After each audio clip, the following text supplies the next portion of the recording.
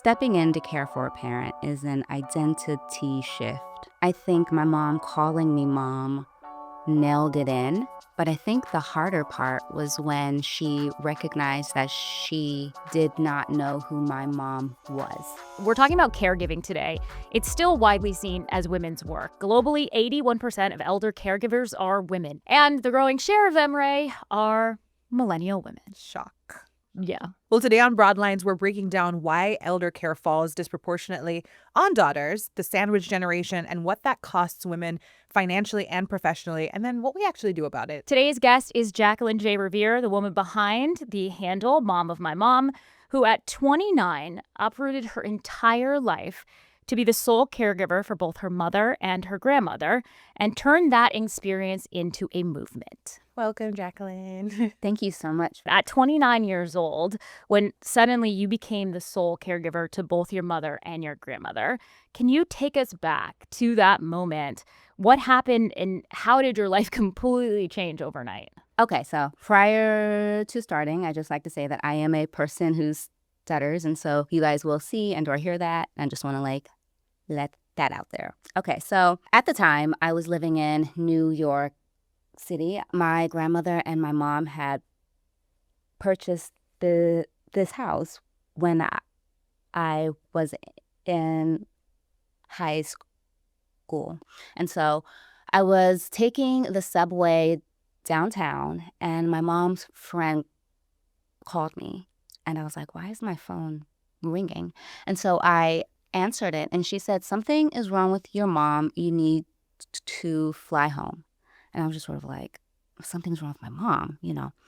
I ended up flying home about 4 days later to find that there had been wet clothes left in the washer for days. Food had expired. We had a letter from the mortgage lender saying that the mortgage had not been paid. And so there were these huge signs. You get there and you realize that things are farther along than you probably or didn't realize what was happening. And so when did you decide, okay, now I have to stay? It was pretty quickly. My grandmother didn't know who I was, and so that was a sign also. But my mother's short-term memory was maybe 5 to 10 minutes. And so knowing that she could not retain information was the sign. My grandmother had Alzheimer's as well, so I know it kind of starts off where you kind of see these changes. When were you able to actually get a definitive diagnosis? I remember, like, for us, it was my grandmother would reach into the mirror to get things. So she would see her purse on the floor, and then she would reach into the mirror to get her purse. And it was just a very, strange but different, but it didn't automatically scream Alzheimer's. So when were you able to actually get that definitive diagnosis? I wasn't able to get a diagnosis for my mom until about a year and 9 months. And that took so long because her signs started so young. And so no one thought that she had it. And so they would test her for everything but that. And so it took us some time. And then when you started this platform and you decided to start documenting this, you named it Mom of My Mom because your mother actually started calling you Mommy. What was it like to all of a sudden just have those roles reversed, and how did that kind of reframe how you saw yourself? Stepping in to care for a parent is an identity shift completely. I think my mom calling me mom nailed it in, but I think the harder part was when she recognized that she did not know who my mom was, meaning she did not know that she was my mom. It's multi-layered. I was playing the role that a mom would, and so it made sense that she called me that. But it also meant that I was losing my mom at the same time. And so there's a mourning that comes also. The acceptance of the shift that comes is hard because no one wants to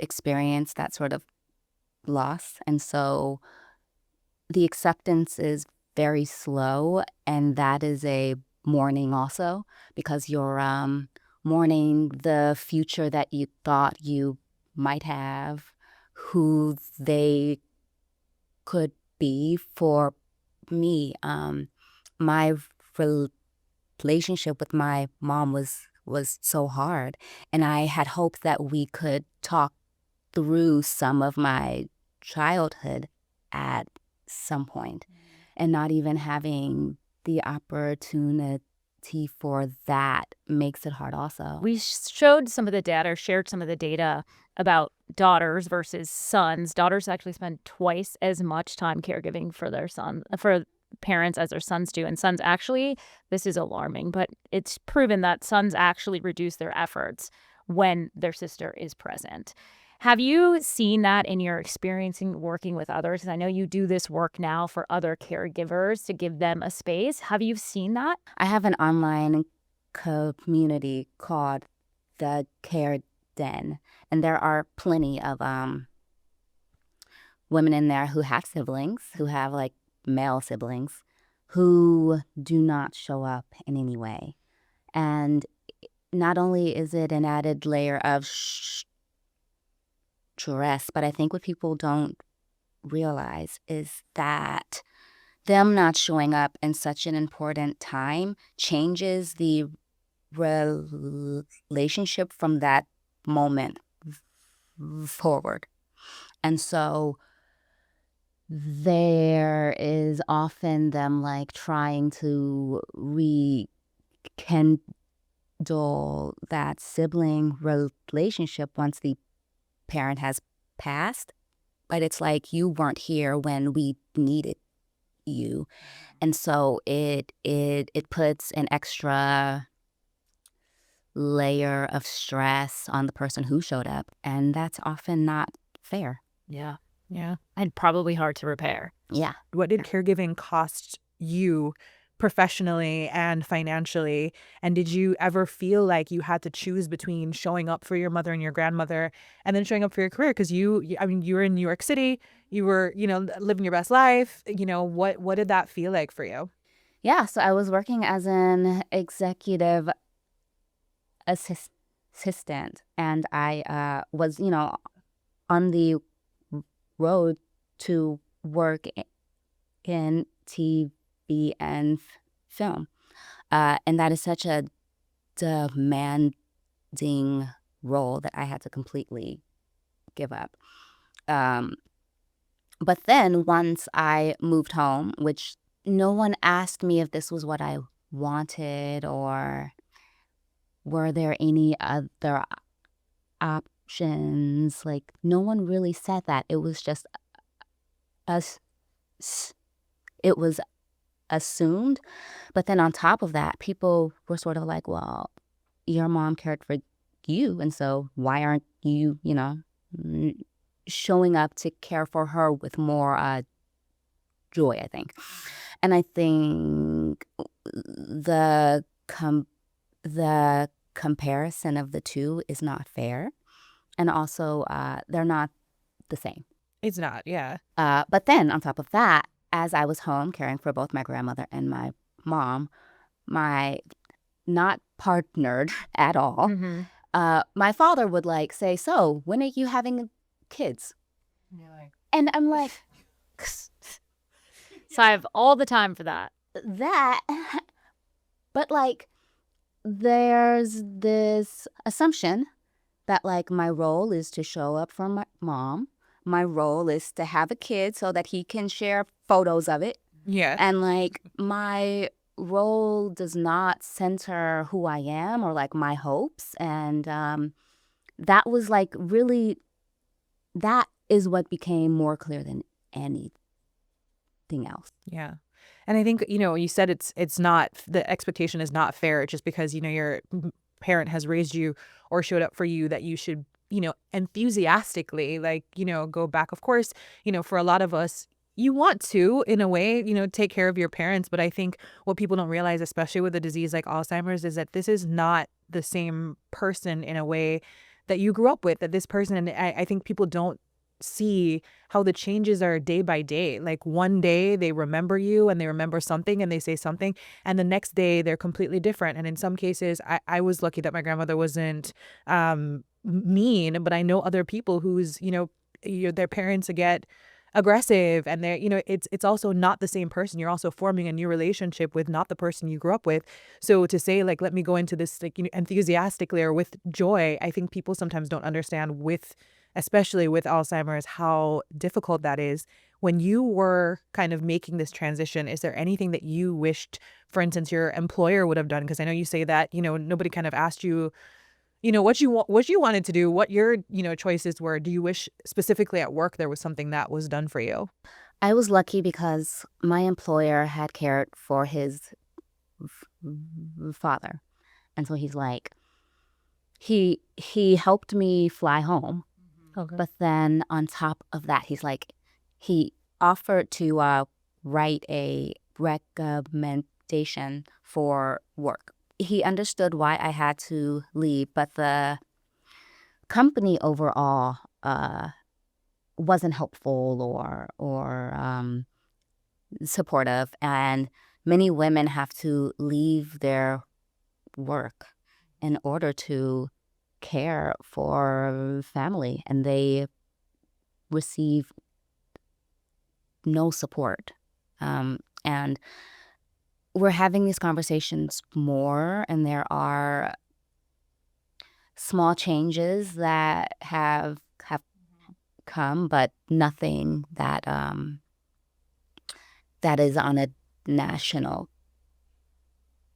level yet. I think we should dive right into that, because you're right. There are so many women. We finally just got caught up with like women needing time to take care of a baby, let alone all of us are now in this sandwich generation where our parents are getting older and it's going to fall on us to take care of them. And there's no space for that when it comes to the working world. Like, they're not letting you take that time. What do you wish someone did for your company did for you? What do you wish for women who are going to find themselves in this situation, that they're becoming caregivers very suddenly? I would have hoped for, so this was in 2016. Mm-hmm. If work from home was a option at that point, I would have hoped to transition to that. I would have hoped for an allotted amount of time where I could figure it out. Paid leave would have been great. I would have appreciated mental support. There are so many emotions that come with caring for a parent, and you don't realize that you're mourning so soon in. And so if I could understand the complexity of feelings that were going on, I could have managed them in a way that I maybe could have also worked. Mm-hmm. You talked about your dad, and there's other family members involved when something has to happen. It fell on you to take care of your mom. This is complex, right? You just said there's many layers to this. There's mourning in this as well.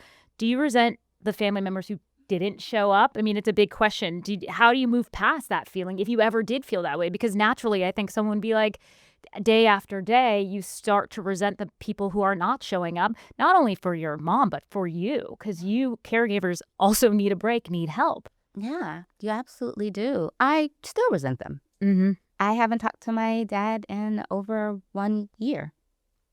It's been some time. And coming to terms with it is really hard. And I've had to restructure the people that I let in my life, because I also think that those of us who take on the role to care for someone are also probably the people who show up when things fall apart. Like, we are the ones who show up, and people take that for granted when they get used to seeing the same person show up. Yeah. And I think once that happens, people get situated in the fact where, oh, she'll show up, it's okay. And resentment comes from that too. And so if you want to rebuild the relationship, it has to be in a completely new way. And so learning to advocate for yourself, learning to request help, and then tell people how to show up. And then also when they don't show up, knowing that they're not someone who can, and Accepting that. Yeah, which is Yeah. not easy. No. Yeah. And so it's a multi-pronged approach also. Yeah. Everything is just, layers. But yeah, I've chosen to, now that my mom's not here, I've chosen to continue my life with a new set of people who make me feel like my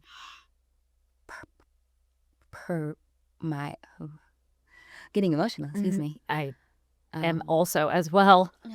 It's hard to talk about. Yeah, who make me feel like my presence matters. The majority of caregivers are women. And, we don't have these conversations that there is also a pay gap in that. So, why do you think it is that we are expected to do this job and almost do it for free? And who is benefiting from that when women are kind of like out of the, workforce to kind of do this invisible, unpaid job in a way? So within this country, particularly, care began as a job for slaves. And so if we look at the way that the foundation started, it was never a type of work that had respect.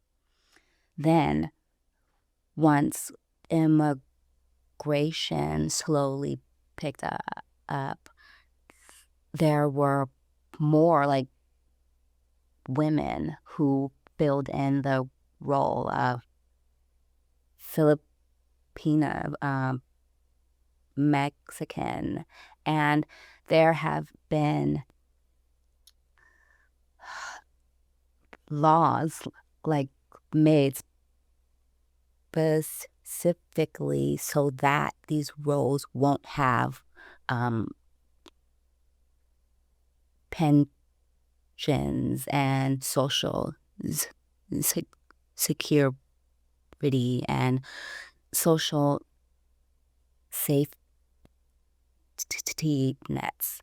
And so because the role from its core started as as work that wasn't respected, now that we all have to show up in it, no one sees it as the much needed important work that it is. That's kind of the next question I have for you is what do women actually need? What do they need when it comes to caregiving support, and what are they definitely not getting? We need legislation change. We need a cultural movement. We need we need people to understand that, like, the same way that it takes a village to raise a child, it takes a village to walk someone to their final resting place. We need to rework. There's so much. Yeah, there's so much. Probably so much. And you Yes. lived through a lot of what support you might have needed and didn't get. Yes. And so social supports, we need a cultural shift we need money. We need connection also. One of the leading causes of depression for those of us who care for someone is isolation. And that leads to poorer health outcomes also. 2018 study said that about 60% of dementia caregivers pass prior to the person that they care for. And that is because they tend to neglect themselves also. And so if we can find the connection that we need, the support, then we can change some of those stats also. What do you want women who are in the thick of the journey right now, especially the ones, doing it alone, but also the ones who are, feeling the guilt of, even getting help because we have this perception that it should be you and you should be doing it for free and you should be doing it with joy. What do you want those women to know about this journey? No one should give care alone. It's not fair, and it's nearly impossible to meet the needs of one person. And their needs shift so much, and the brain power that it takes to meet those needs, you need like more people to help you solve them. On top of that, shame comes from how we think, and so reframing the thoughts is really necessary. And so thinking like I should be able to care for my mom solo can like be reframed, where it's like I am doing the best I can, but I can't care for her as well as she needs without support. And when we reframe those thoughts, we open the door to then find help. Here's a good question. We've talked about women, obviously.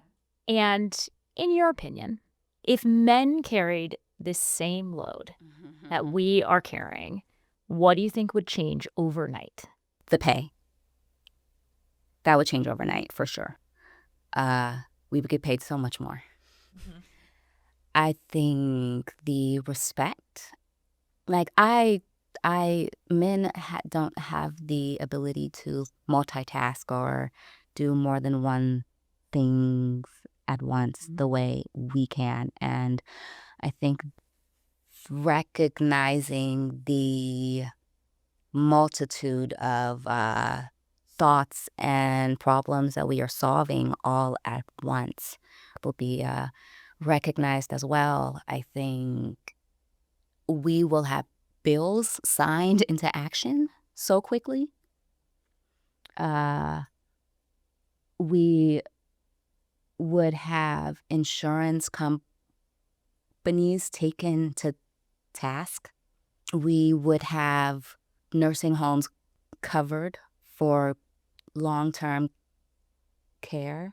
We would have long-term. I mean, the list is long. The list is so long. long. Yeah, and so there would be a lot, but most of all, we would get paid way more. Earlier you mentioned too that no one should do it alone. How do you, and especially as a woman, advocate for yourself within the family structure or, even externally to get the help that you need to share that load? Yeah, I talk to caregivers about this pretty often. And what I say is, first, make a list of what you need. And then make a list of people that you think would be willing to show up. And then I say, tell them what you need and when. And so, can you drop off food by Friday? Because when someone says, like, let me know when you need something, that's like not Yeah. specific. And so saying, can you drop off water? I think really checking in with yourself, knowing when it's just too much, knowing when you just need some time, and not feeling shame to say it out loud. There's a lot of, I feel like, shame that comes along with that. As a caregiver, what were those moments like you for? Because I feel like I might be like, well, I need time, but I'm not brave enough, or well, I need to ask for it because this is taking up all my time and she needs all of my attention. Like, were there moments where you needed a break and maybe didn't take them Oh, the whole time? absolutely, always. Yeah. Absolutely always. And also there are people who will say no, and so bouncing back from that, it is hard also. Taking micro moments is something that I tried to help people with, is that, like, there are some times where you just have to take the moment and put your phone down and breathe in and out, planning something to look forward to. And so making sure that, like, there was at least one thing per month that I looked forward to. One of the things too that I recall is that obviously, this whole conversation, like, you wouldn't think there's a lot of joy anywhere, but I think it's so important to find. And I know that for us, we found little moments. So, like, whether that was like, my grandmother sat in her same chair. We still have the chair. She sat in the same chair in the living room, and sometimes she would just start laughing. And we don't know what she's laughing at, but the laugh was funny. We're just laughing. The more we laughed, the more she laughed. And it was just those little moments. I know, like, she would go for a walk every single morning, with Gwen, who was, her caretaker. Like, when I say, loyal till the very end, that's what she would do. So, we would join her on those walks, walk down the street and walk back when she couldn't walk anymore. She was pushing her in the wheelchair. We would come along for the walks. And there were just those little glimmers, I think, that, I would not say they made the experience easier, but they gave you things to remember that weren't just the last, like, couple months to years of this person's life being this, awful experience. For you, did you have any of those, little glimmers that you could find? And how would you advise people in this position to also, make it just even a little bit easier? For yourself, obviously looking for, planning that one thing a month, is helpful and having something to look forward to. But within the actual experience, was there anything that you found and could recommend? Yeah, caregiving makes your life so small that choosing the small moments to find can make up everything. And so, there got to a point where, like, my mom sitting up even, like, I was just kind of like, look at you sitting up all the way, and so you just have to choose to be present, like, ultra. You just have to, like, be in the moment and also grateful for the very small things. Sort of how, like, with small kids, it's like you jumped, like, you held yourself up. Like, what? Wow, look at you. That's amazing. Flowers helped. Flowers helped a lot. Songs helped a lot. Yeah. Yeah. Sunshine even. Like, I'm like, the sun feels great. Like, oh my goodness. And so it really forces you to just tune into the very small moments and make that mean something. You know, the people you're caring for are gone. You know, they don't need you anymore, but you've made your life, you know, needing them. You get used to this routine. I know for us, it was like, you know, we all lived in the same house, multi-generational house. So, you know, grandmother's in the house. Like, I know for, you know, her caretaker, our housekeeper, it was kind of like her whole role was gone, you know. So we were, you know, I know for us, we were kind of like, okay, you know, it's strange. It's strange and it's different. For you, how was that experience and how did you kind of start to rebuild, if you will? I had gotten so good at it by the time my mom passed that I was so angry that I was like, but I just figured it out. We had found someone that we loved, and she cared for my mom so well. And I had finally figured out how to make time for myself again. And it's not like my mom passed away slowly. Hers was like so sudden. And so I felt like I didn't have like that time to wind down and think about what my life would be with her not here. And so once she just wasn't here, I was just kind of like, what do I do now? The schedule of waking her up every morning and making her food and all of that, it faded away. But then on top of that, the help that we had, the people that would show up faded away. And so it was just me. And it was very lonely. And I didn't know how to cope.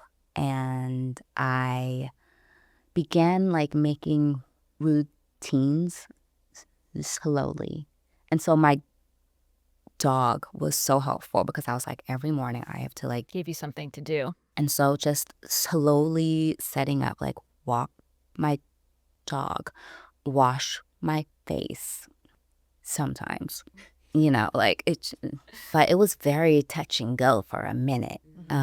Your identity becomes completely wrapped up. And so now once they're not here, you're pretty much finding yourself all over again. And so it's a journey, and many people say that it's taken them years. I'm in year 4 now, and I'm finally feeling like my new self. Watching a parent slowly decline is so hard. My mom was joyful still. And so like losing her when we still had moments was hard. Were we at the place where like her muscles were starting to fold in and she wasn't eating, and then I could probably handle that better.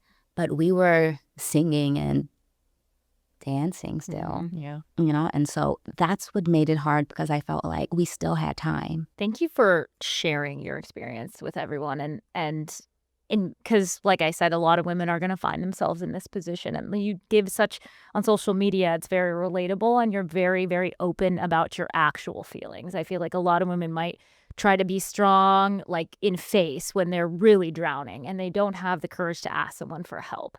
And I feel like you really are open and you're relatable in the fact that people can go to the care den and can ask for help when they need it.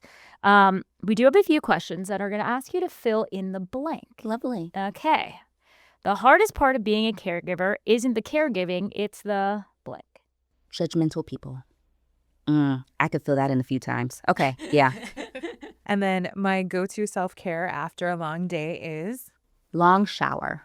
If I were to describe my journey in 3 words, it would be Life-changing, soul-stirring, eye-opening. When you get a text from a friend, you hope it says? Let's get a drink. I also Always. hope that's what it says. Universal. All right. If men were expected to carry the same load as women, they would Go to war. One of the things I do want to ask you is you have such a soothing voice. Have you ever thought of meditations? Because I would listen to you talk all day long because your voice is so soft and soothing. I'm Oh like, my God. So that's another conversation. Okay. Like stuttering has been the bane of my existence. And I've always like thought like no one wants to hear you. And no, I do. thank you. You're also very authentic. And it's like listening to, I could listen to you because your voice is just so soothing. Has anyone ever told you that? Since I've like started making content, Yeah. yes. Yes. Yeah. It is very Thank good. you. Yes, Yay. it is very good. Aw. So if you're looking for another stream of income, thank you so much for sharing. I know it's a lot, and you've probably shared with a lot of people, but for a lot of us with parents who are getting older, this is a very real conversation that we also need to be real with ourselves, because there might be a moment where we're going to have to step in and take care of our parents. We read the stats that it's falling on millennial women.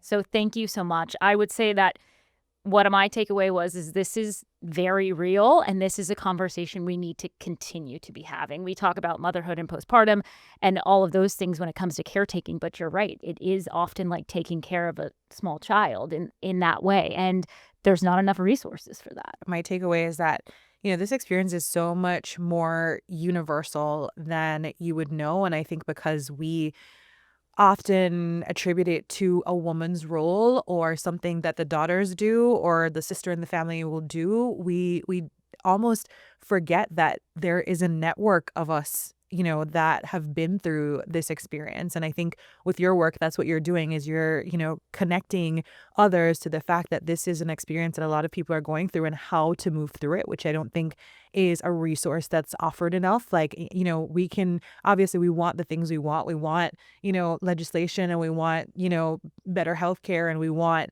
all of these different things. But I think also what we do need in that is what you are providing, which is a community of people that help you to eventually get to the place where you got to, which is having a routine and having, being able to balance, caregiving with living, until we can get to a point where there are better options for us. So I think that's something, that we need to realize more. And then also, I think what was really important is just like our conversation about choosing, seeing those little glimmers, seeing those little things, choosing joy in those little moments, because I truly think that that's what keeps you sane through these experiences. A caregiver's best resource is another caregiver. And so if people learn that, knowing that they can find support when they find people like them, is the shining light of it all. Jacquelyn, thank you so much. Thank you. Thank you so much. Thanks for tuning into this week's episode of Broadlines, A production of the Female Quotient, filmed in Los Angeles. If you liked this episode, and I know you did, make sure to rate, review, and subscribe. If you have a question, maybe a work question, or you have an idea for an episode, DM us at Female Quotient or leave a comment to get the conversation started. hit that follow button while you're there. See you next week.